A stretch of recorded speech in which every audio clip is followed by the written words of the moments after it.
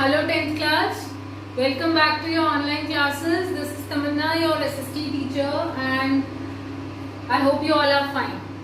Okay, so in yesterday's class we have started the chapter number 6 in political science. मैंने आपको कल भी बताया था चैप्टर नंबर 3 तक हमने कंप्लीट कर लिया था, उसके बाद 3rd, 4th, 5th सीबीएसई ने डिलीट कर दिया। तो आपको पढ़ने हैं first 2 chapters, power sharing, federalism. उसके बाद नेक्स्ट चैप्टर 6 चैप्टर पढ़ना है आपको पॉलिटिकल पार्टीज। बहुत सारा सिलेबस सीबीएसई ने डिलीट कर दिया है, आप लोगों का वर्कलोड बहुत ज्यादा कम हो चुका है। अब आपकी रिस्पॉन्सिबिलिटी है कि इतना कम सिलेबस तो एटलीस्ट हम अच्छे से कवर करें। एक भी दिन ऐसा नहीं होता है जब आपको रेगुलरली स्कूल क्लासेस नहीं मिलती हैं। So please don't waste your time, use your energy and do efforts. Okay, so कल हम लोगों ने क्या क्या पढ़ा था?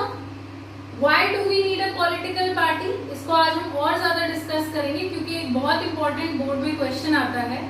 Write the necessity of political parties, या फिर what is political party, why is political party necessary? तो वो मैं आपको बाद में डिस्कस करके बताऊंगी। पॉलिटिकल पार्टी की डेफिनेशन हमने कल पढ़ ली थी। When a group of people come together to contest elections and hold power in the government, it is known as political party. ठीक है? Is politics always bad? No. The concept of politics is good, but the implications are bad nowadays. Everyone is running for power. सब power चाहते हैं, बस power की लड़ाई में सब लोग उसको करप्शन बनाते जा रहे हैं, इसलिए पॉलिटिक्स खराब होती जा रही है। Otherwise politics is a very good concept. Politics के बिना कंट्री की गवर्नेंस नहीं हो सकती है। Running the administration of a country is not possible without politics. ठीक है, पॉलिटिकल पार्टी की डेफिनेशन हमने पढ़ ली थी। हमने 3 कंपोनेंट्स पढ़े थे। अब सीबीएसई में बोर्ड में एक इंपॉर्टेंट क्वेश्चन आया था, explain the 3 components of political party. तो आप एक्सप्लेन कैसे करोगे? लिख तो दोगे। First component is the leader, second is the active member and third is the follower. इनको एक्सप्लेन कैसे करोगे? पहले पॉइंट लिखोगे, there are 3 components in the political party, in any political party. First is the leader. Okay, leader is the main chief person of a party that leads the way to the government. सरकार बनने में जो मदद करेंगे, जो leader होंगे, chief person होंगे, the face of the party, जिनकी वजह से आप सरकार में आए और वो आपको ऑर्डर्स देंगे, वो होते हैं लीडर। ठीक है। सेकंड आप लिखोगे active members. They are not the leaders but they are one step higher than the followers. इनके डायरेक्ट लिंक होते हैं लीडर्स से। फॉलोअर्स नहीं है ये, बस इनका नाम चलता है। इनके कहने पे लीडर्स बहुत सारे काम भी करते हैं, बिकॉज जो एक्टिव मेंबर्स होते हैं वो सोसाइटी की रियल कंडीशन उन्हें दे रहे हैं और वही पॉलिटिकल पार्टी को प्रमोट करते हैं सोसाइटी में। उनके डायरेक्ट लिंक्स होते हैं लीडर्स से। So active members are one step lesser than the leaders but one step higher than the followers. Okay, and they act as the link between people and the government. Third point explain करोगे, followers. All the people that support a party's decision, a party's view, party's opinion are termed as their followers. सारे व्यक्ति जो एक party को support करते हैं, उनकी जो आइडियोलॉजी है, हर पार्टी की एक सोच, एक ओपिनियन होता है कि हम इस डायरेक्शन में काम करने वाले हैं, है ना?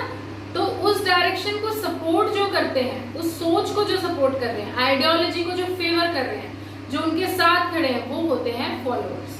सो you have to describe all the 3 components. ये 2016 या 17 का आया हुआ क्वेश्चन है, आ सकता है, तो मैंने आपको बता दिया है कि आपको कैसे अटेम्प्ट करना है। ठीक है। अब फंक्शंस ऑफ पॉलिटिकल पार्टी हम डिस्कस कर रहे थे। कल हमने 3 फंक्शंस डिस्कस किए। पहला फंक्शन हमने डिस्कस किया था that they contest elections. Political party का सबसे जरूरी काम यही है that they contest elections. Function क्या होता है, क्या काम है उनका? तो इलेक्शंस कैसे कंटेस्ट करते हैं मैंने आपको कल भी डिस्क्राइब किया था। In countries like USA, what happens in countries like USA, the leaders of the party, जो पार्टी के लीडर्स हैं और मेंबर्स हैं, वो ही जो आपके एक्टिव मेंबर्स हैं वो चूज करते हैं कि कौन कंटेस्ट इलेक्शन करेगा, कौन कैंडिडेट इलेक्शन कंटेस्ट करेगा। लेकिन in the case of India, is it same in the case of India? No, only the top party leaders. अब कांग्रेस का मान के चलो तो सोनिया गांधी, राहुल गांधी, अगर हरियाणा की ले लो तो हुड्डा जी की सरकार चलती थी। तो जो टॉप पार्टी लीडर्स होते हैं वही डिसाइड करते हैं कि कौन इलेक्शन लड़ेगा। ये एक फंक्शन था। दूसरा फंक्शन जो हमने डिस्क्राइब किया था वो ये था कि दे फॉर्म द गवर्नमेंट, वो अपने वोटर्स को चॉइस देते हैं। अब पार्टी लड़ने से पहले, कोई भी पार्टी इलेक्शन लड़ने से पहले आपको अपने सारे व्यूज एंड ओपिनियंस बता देती है, आपको अपनी पूरी आइडियोलॉजी दे देती है कि हम इन चीजों पे 5 साल में काम करेंगे। इलेक्शन से पहले आप भाषण सुनते हो, जब रैलीज होती हैं तो पॉलिटिशियंस क्या कहते हैं, अगर आप हमें वोट दोगे तो हम बिजली मुफ्त कराएंगे, 24 घंटे बिजली करवाएंगे, हमारा मेन मकसद रहेगा इस एरिया में हेल्थ सर्विसेज को इम्प्रूव करना, सो हम हेल्थ सर्विसेज पे ध्यान देंगे, हम हमारे लोकल एरियाज में एम्स खुलवाएंगे। ये क्या होते हैं? The agenda of the party, the opinion of the party, the ideology of the party. So ये भी कौन देता है पीपल को? Political party. So one function of political party is that they present their views and opinions in front of the citizens.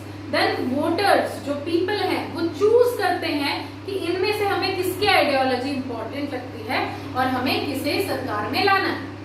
ठीक है, अब ये और डिफरेंट आगे के फंक्शंस हैं, ये आप लोग लिखना मत, मैं आपको लिखने के लिए नोट्स अलग से दूंगी, वेल मैन्युफैक्चर्ड नोट्स आज आपको मिल जाएंगे।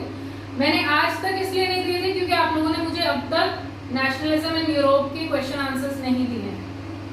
प्लीज बेटा ऐसे मत किया करो, थोड़ा सा अटेंटिव होके काम करा करो। ओके, आप नेशनलिज्म इन यूरोप के क्वेश्चन आंसर्स फटाफट सबमिट कराइए, मैं आपको पॉलिटिकल पार्टीज की नोट्स आज दे दूंगी, ये आप लोग कॉपी डाउन मत करो। सो पॉलिटिकल पार्टीज के आगे फंक्शन देखो, they form and run governments. Form मतलब बनाना, पॉलिटिकल पार्टी ही तो सरकार बनाती है, so they form government, this is a very basic function.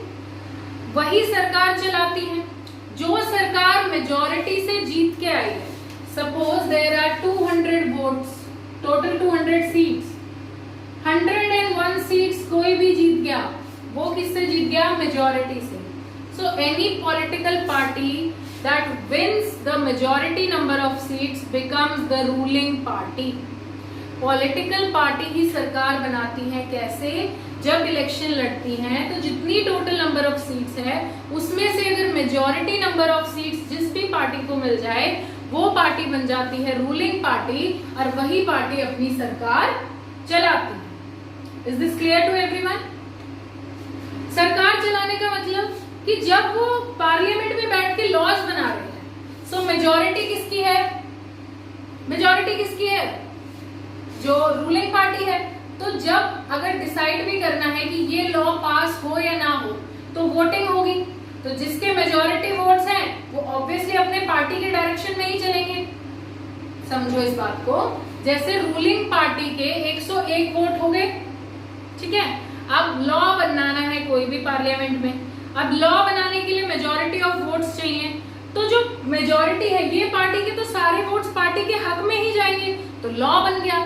तो सरकार बनती भी पॉलिटिकल पार्टी से है और सरकार चलती भी रूलिंग पार्टी के हिसाब से ही है। The political parties form the government and they run the government in the manner they want to. वो जैसे सरकार चलाना चाहते हैं वो वैसे ही सरकार को चलाते हैं। Is this clear to all of you? Next role, next function, role of opposition.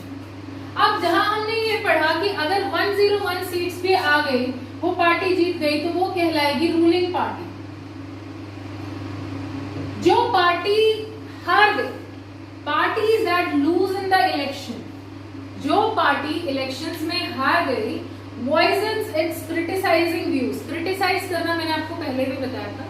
Criticise करना मतलब किसी की भी निंदा करना, जिसने भी जो काम किया उसकी बुराई करना। अगर आपने काम किया है और मैं आपको बोलूं कि हैंडराइटिंग अच्छी नहीं थी, आपने नीटली काम नहीं किया, क्वेश्चन छोटा लिख दिया, ब्लैक पेन ब्लू पेन से नहीं किया, so I am criticizing your work. तो role of opposition, opposition party कौन सी होती है?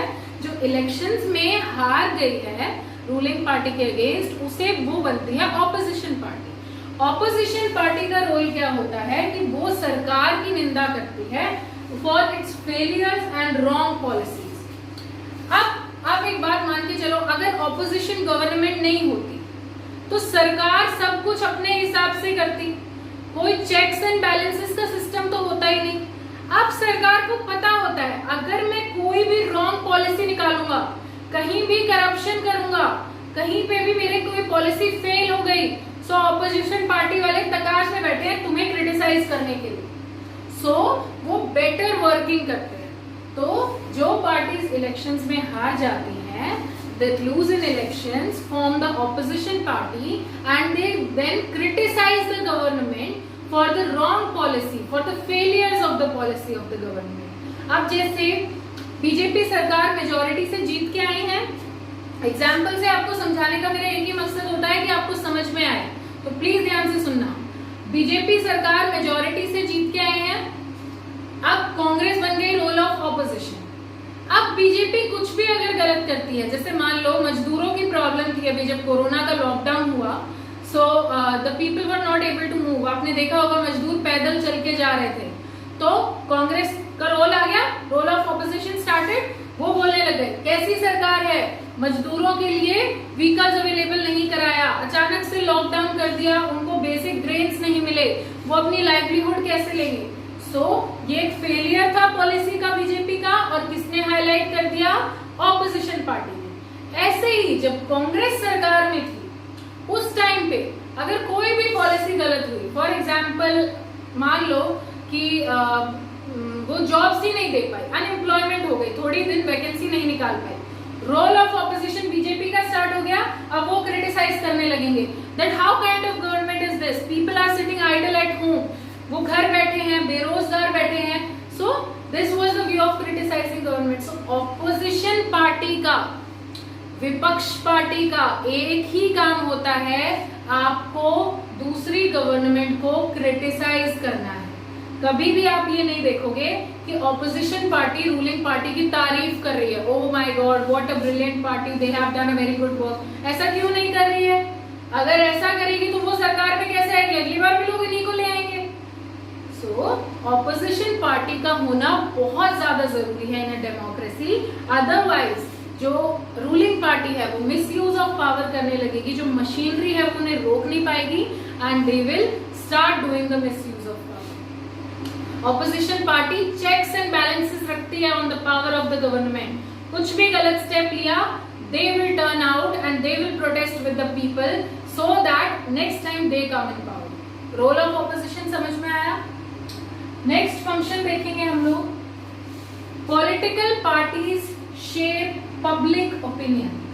पब्लिक ओपिनियन बनाना मतलब कैसे भी अगर हम लोगों की सोच में फर्क लें, जैसे आज मैं पार्टी में हूं, ठीक है, रूलिंग पार्टी में, मैं बोलती हूँ मैंने सर्जिकल स्ट्राइक करवाई, मैंने मेरे फौजियों का बदला लिया, देश के लिए लड़े, ये सब मैंने आपको बता दिया, तो लोगों का एक ओपिनियन बन गया कि yes this girl is fighting for the soldiers, हमें पैट्रियोटिज्म की तरफ चलना है। वही होता है शेपिंग पब्लिक ओपिनियन। अगर सरकार ये कह दे कि हम दूसरे देशों के साथ शांति का समझौता करेंगे, कोई लड़ाई नहीं करेंगे, तो लोगों का पब्लिक ओपिनियन क्या बन जाएगा? We want peace in the country, we want harmony in the nation between different nations. So political party का बहुत बड़ा रोल होता है in shaping the public opinion, क्योंकि जिस तरीके से सरकार काम कर रही है वही चीजें मीडिया में दिखाई जाएंगी, और मीडिया में दिखाने के बावजूद जो लोग उन्हें देख रहे हैं, कॉमन पीपल जो बहुत ज्यादा अवेयर नहीं है, जिन्हें बहुत ज्यादा नॉलेज नहीं है, वो उन्हीं चीजों को मान के फॉलो करते हैं। So political party play a major role in shaping public opinion. Opinion होता है सोच बनाना, ठीक है। Next function, last function, provide people access to government machinery and welfare schemes implemented by government. Welfare schemes क्या होती हैं? लोगों के भले के लिए जब हम कोई काम करते हैं, कोई स्कीम निकालते हैं, उन्हें बोला जाता है welfare schemes. Sometimes welfare schemes are for poor people, sometimes welfare schemes are for women, sometimes welfare schemes are for certain community, है ना। तो इन कम्युनिटीज की जो सरकार ने, गवर्नमेंट ने, पार्लियामेंट में एक लॉ बना दिया, ठीक है, कि आपको हम सरकार में लेके आए हैं और हमने लॉ बना दिया उनके लिए, उन्होंने हमारे लिए लॉ बना दिया कि आपको जो बेसिक बिलो पॉवर्टी लाइन है उनको राशन मिलेगा, ठीक है। ये एक वेलफेयर स्कीम हो गई। अब राशन कहाँ से लेंगे हम? जाके प्रधानमंत्री से लेंगे क्या? नहीं, जो पॉलिटिकल पार्टी है, जो उनके पार्टी के लोकल रूलर्स हैं, वो डिसाइड करेंगे कि डिस्ट्रीब्यूशन सिस्टम कैसे होगा और आप तक राशन कैसे पहुंचाया जाएगा। सो ये भी पॉलिटिकल पार्टी का ही रोल होता है कि जो गवर्नमेंट ने पॉलिसीज निकाली हैं, वेलफेयर स्कीम्स बनाई हैं, access to government machinery, machinery में सारे ऑफिसेज आते हैं। तो अगर आपको कोई बात रखनी है पीएमओ तक, तो आप लोकल रूलर से रख सकते हैं, अपनी शिकायतें अपनी स्टेट गवर्नमेंट को दे सकते हैं, they can turn out to national government. So हमें गवर्नमेंट की स्कीम्स तक ले जाना, पॉलिसीज तक ले जाना, ये किसका काम होता है? पॉलिटिकल पार्टी का। So we have discussed all the functions of political party. This is a very important question from the court point of view, that right the functions of political party. आप लोग इसे बहुत अच्छे से समझ के 5 बार लिख के देखोगे कम से कम, that what are the functions of political party. Write these all 6 functions. Board से मत लिखना, मैं आपको नोट्स दूंगी, उन्हें याद करना, ठीक है। So now we will next come to the topic necessity of political parties, that why political parties are necessary.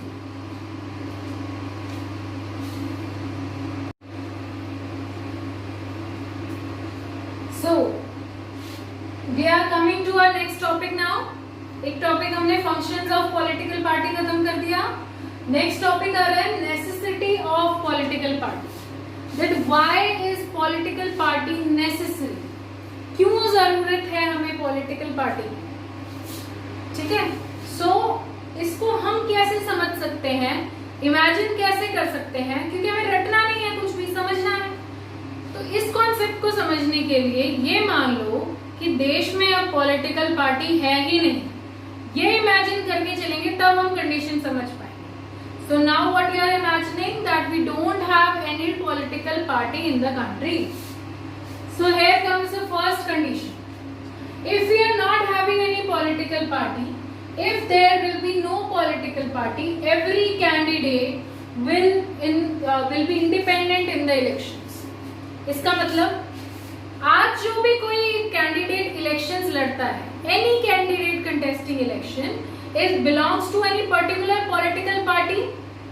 मैं राहुल गांधी कांग्रेस से हूँ, मैं नरेंद्र मोदी बीजेपी से हूँ, मैं अरविंद केजरीवाल आम आदमी पार्टी से हूँ। So every candidate represents a political party, but हम क्या इमेजिन कर रहे हैं, पॉलिटिकल पार्टी है ही नहीं। अगर पॉलिटिकल पार्टी होगी ही नहीं तो हर कैंडिडेट क्या हो जाएगा, इंडिपेंडेंट। जब वो इंडिपेंडेंट हो गया, कोई एक सरकार बन रही है, गवर्नमेंट जब आ रही है, कोई भी मेंबर्स एक पॉलिटिकल पार्टी से नहीं है, सब इंडिपेंडेंट है।